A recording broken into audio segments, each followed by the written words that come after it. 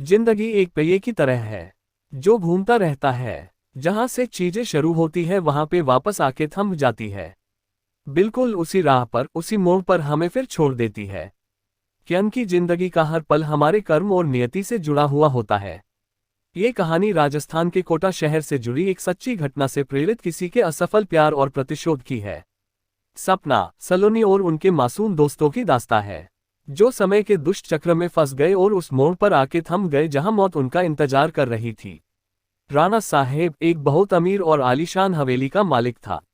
उन्हें अपने से 10 साल छोटी उम्र की लड़की से प्यार हो गया था।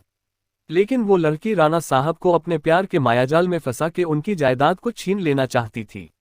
एक बार उस लड़की ने अपने प्रेमी के साथ मिलकर राणा साहब को मार मार कर जिंदा जमीन में गाड़ दिया। राणा साहब चीखे चिल्लाए लेकिन उस लड़की ने उनकी एक न सुनी। बाद में राणा साहेब ने मरते मरते शाप दिया कि मैं किसी को नहीं छोड़ूंगा, हर प्रेमी को मार दूंगा। जिस तरह मेरे साथ धोखा हुआ है मैं हर प्रेमी को मिटा दूंगा, मैं सबको मिट्टी में मिला दूंगा। और राणा साहब की मौत हो गई। उन दिन के बाद वो जगह और वो हवेली शार्पित हो चुकी थी। वहां जो भी जाता था वो कभी भी वापस नहीं आ पाता था। आज भी राणा साहब की प्रेतात्मा वहां घूमती रहती है। कुछ दिनों के बाद उस हवेली पे एक प्रेमी कपल वहां पे घूमने के लिए आए। सपना और रजत, उन दोनों की सगाई हो चुकी थी लेकिन शादी करनी बाकी थी। सपना अपने घर में किसी को कुछ बताए बिना रजत के साथ आई थी। सपना और रजत मजाक मस्ती में उस जगह पहुंच गए जहां पे राणा साहब जो जिंदा दफन कर दिया था। अचानक रजत उस जगह पे गिर जाता है और उसका पैर जमीन के नीचे घुसने लगता है।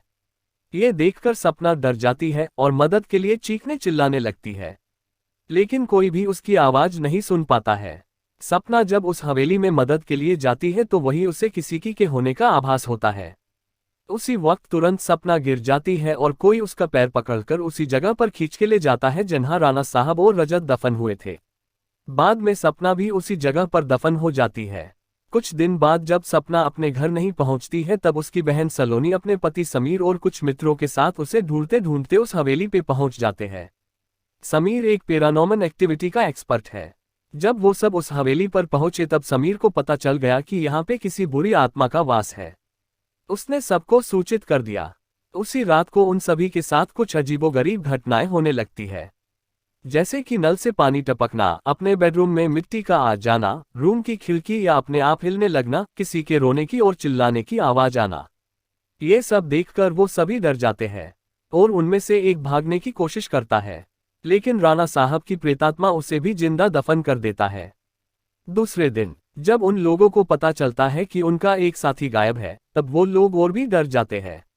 लेकिन समीर बताता है कि हमें यहाँ से बाहर निकलना है तो हमें उस आत्मा को बुलाना होगा और उनसे पूछना होगा कि वो आखिर चाहती क्या है। डर के मारे सभी लोगों ने समीर की बात मान ली और आत्मा को बुलाने के लिए तैयार हो गई। समीर ने एक रूम में सभी तैयारियां कर ली और बताया कि जब तक हम आत्मा से पूरी जानकारी नहीं जान लेते तब तक कोई इस रूम से बाहर नहीं जाएगा और कुछ भी हो जाए कोई किसी का हाथ नहीं छोड़ेगा। समीर ने तंत्र मंत्र से आत्मा को बुलाना शुरू कर दिया। कुछ ही देर में तेज पवन और बिजली के साथ राणा साहब की आत्मा उस रूम में आ गई। समीर ने उस आत्मा से बात की, आखिर तुम चाहते क्या हो? तो लोगों को क्यों मार रहे हो? कौन हो तुम? राणा साहब की आत्मा ने कहा, निकल जाओ यहाँ से, मैं किसी को भी नहीं छोड़ूंगा, सब मारे जाएंगे, जो भी यहाँ आए गया उन सबको मार दूंगा।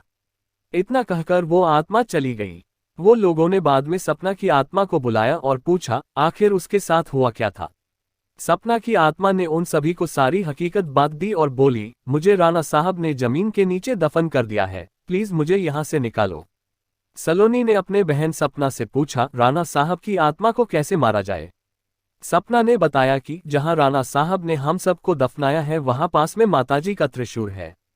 उस त्रिशूल से राणा साहब की आत्मा को मार जा सकता है और इस महल को उनकी चंगुल से बचाया जा सकता है। इतना कहकर सपना की आत्मा वहां से चली गई। समीर, सलोनी और बाकी दोस्तों लोग तुरंत उस जगह पे गए जहां राणा साहब को दफनाया गया था। राणा साहब की आत्मा ने उन सभी को त्रिशूल के पास जाने के लिए रोका, लेकिन सलोनी की भी तरह उस त्रिशूल के पास पहुंच गई और उसी त्रिशूल से राणा साहब पे वार किया। कुछ ही देर में राणा साहब और उनके साथ वो सभी आत्माओं को मुक्ति मिल गई जिसे राणा साहब ने दफनाया था। दोस्तों, आपको ये कहानी कैसी लगी प्लीज हमें कमेंट करके जरूर बताएं।